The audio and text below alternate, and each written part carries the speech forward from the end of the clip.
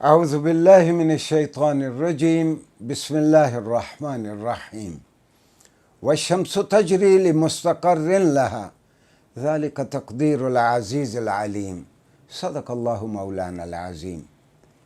ناظرین گرامی، 5 منٹ قرآن کریم کے ساتھ اس پروگرام میں آج ہمارا موضوع ہے کیا سورج ساکن ہے؟ انگریزی میں ہم کہہ سکتے ہیں کہ از سن اسٹیشنری؟ کیا سورج ایک ہی جگہ پہ کھڑا ہے یا سورج بھی دیگر اجرام فلکی کی طرح کسی کے گرد سورج حرکت کر رہا ہے؟ یہ آج ہمارا موضوع ہے، اور قرآن نے اس بارے میں فیصلہ دے دیا کہ وَالشَّمْسُ تَجْرِي لِمُسْتَقَرٍ لَهَا، سورج اپنے ٹھکانے کی جانب محو سفر ہے، سورج چل رہا ہے اپنے ٹھکانے کی طرف۔ اور پھر قرآن نے کہا ذَلِكَ تَقْدِيرُ الْعَزِيزِ الْعَلِيمِ، یہ اس کی ایسٹیمیشن کہ کس سپیڈ سے چل رہا ہے اور کس انداز میں سورج چل رہا ہے، اور جب سورج چلتا ہے تو اس کے جتنے پلینٹس ہیں ان میں کوئی خلل واقع نہیں ہوتا اس کی گریویٹیشنل پل کے سبب۔ یہ جو ایسٹیمیشن ہے یہ عام کسی کے ایسٹیمیشن نہیں ہے، یہ اس کی ہے جو سب سے زیادہ زبردست اور بہت ہی علم والا اور حکمت والا ہے، یہ اللہ کی ایسٹیمیشن ہے۔ ناظرین گرامی، میں آپ کو یاد دلا دوں، پہلے بھی میں نے 1-2 مرتبہ کہا کہ رسول اللہ صلی اللہ علیہ وسلم فرمایا کرتے تھے لا ينقضی عجائب القرآن، wonders of Quran would never come to an end ولا یخلق عن کثرت الرد، اور بار بار قرآن پڑھنے سے کبھی قرآن پڑھنے والا اکتاہٹ کا شکار نہیں ہوگا۔ فتلوہ، لہٰذا تم قرآن کو پڑھا کرو۔ میں یہ ترمذی سے نقل کر رہا ہوں۔ تو قرآن کریم کے عجائبات جیسے جیسے انسانی علم سامنے آئے گا وہ انشاءاللہ وہ واضح ہوتے رہیں گے۔ آپ حیران ہوں گے کہ آج تک سائنسدان کہتے رہے، کچھ سال پہلے، کچھ دہائیاں پہلے تک، کہ سورج اسٹیشنری ہے، سورج اپنی جگہ پہ کھڑا ہے، سارے پلینٹس اس کے ارد گرد گھوم رہے ہیں۔ اور ہمیں بتاتے تھے برطانیہ کے بہت بوڑھے بوڑھے لوگ آج سے 50 سال پہلے کہ انگریز ہمیں جب بھی ہم سے بات کرتے تو ہمیں کہتے کہ سورج تو کھڑا ہے، تمہارا قرآن کہتا ہے کہ سورج اپنی منزل کی جانب چل رہا ہے۔ تو ہمیں بڑی مشکل تھی۔ تو حقیقت یہ ہے، اس سے سبق مسلمان سائنسدانوں کو لینا چاہیے تھا کہ جو قرآن نے کہا ہے اس کو وہ حقیقت ثابت کریں اپنے تجربات کے زور پر۔ ہاں، اب یہ کام یہ بھی مغرب نے کیا، ہم مسلمانوں سے نہیں ہوا کہ سورج اپنی منزل کی جانب جا رہا ہے، اندھیری منزل کی جانب، اور کس سپیڈ سے جا رہا ہے؟ 7,20,000 کلومیٹر پر آر کی سپیڈ سے، فی گھنٹہ کی سپیڈ سے سورج چل رہا ہے۔ ناظرین گرامی، گیلیلیو نے جب پہلی مرتبہ کہا کہ زمین گھومتی ہے تو اس کو سزا دی گئی، لیکن حقیقت یہ ہے کہ اب زمانہ مختلف ہے۔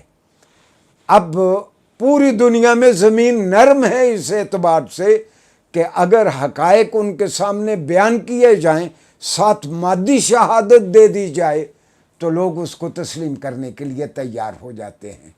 اس کا مطلب یہ ہے کہ قرآن کے بہت سارے سربستہ راز جو ابھی تک لوگوں کو سمجھ نہیں آئے اور قرآن نے ان کو بیان کیا ہے، وہ ہم مسلمانوں کی ذمہ داری ہے کہ ہم علم میں آگے بڑھیں اور دنیا کو قرآن سے فیض یاب کریں۔ میں اس کی ایک مثال دیتا ہوں کہ مثال کے طور پر قرآن نے کہا تھا وَالسَّمَاءَ بَنَيْنَاهَا بِأَيْدٍ وَإِنَّا لَمُوسِعُونَ، اللہ فرماتا ہے کہ ہم نے آسمان کو اپنی طاقت سے بنایا اور یقیناً ہم اس کو مزید وسعت دینے والے ہیں۔